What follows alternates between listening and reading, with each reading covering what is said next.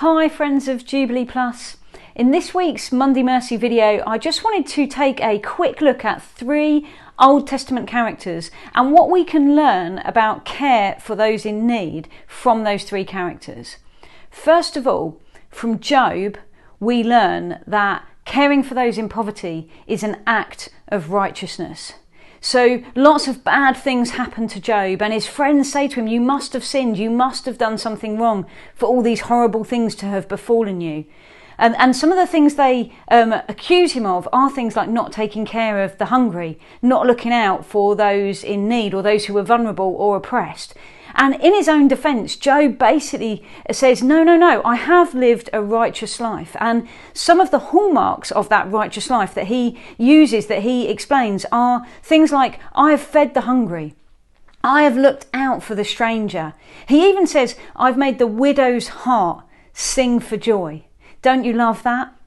He says he's actively looked out to plead the cause, to defend the cause of people who are oppressed or who are vulnerable or in poverty in any way. So when Job is basically saying to his friends, I have lived a righteous life, some of the hallmarks of that righteous life are the ways in which he has cared for those in need.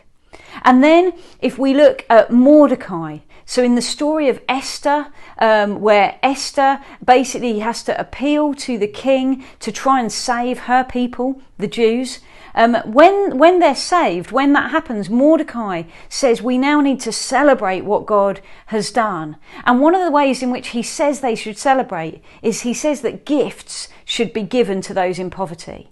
So actually, through Job, we see that caring for those in need is an act of righteousness.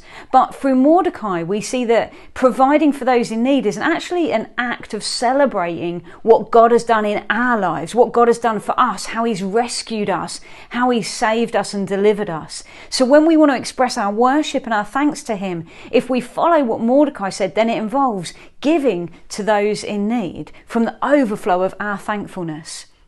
And then finally today, I just want to talk about Nehemiah quickly. So we learn from Job that it's an act of righteousness, and from Mordecai that it's an act of thanksgiving and celebration. And then from Nehemiah what we learn is that caring for those in poverty is both an advocacy act on a kind of big level and a very personal act on a very individual, smaller level. So in Nehemiah, the people come to him and they're starving, they're in famine, and they say, will you plead for us on our behalf? And then it tells us that Nehemiah did advocate for them.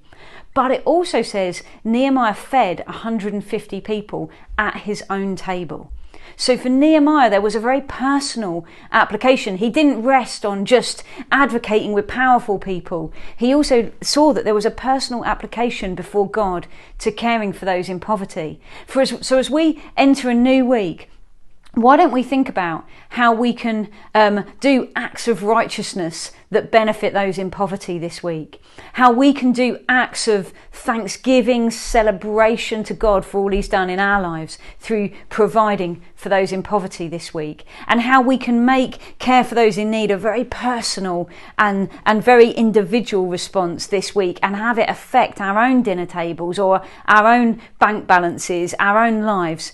I hope you have a great week. I hope this is helpful. Do feel free to get in touch with us if you've got any thoughts on these Monday Mercy videos. We're going to keep bringing them to you every Monday. Let us know if there's any particular passages of scripture you'd love to hear one of the team here unpack.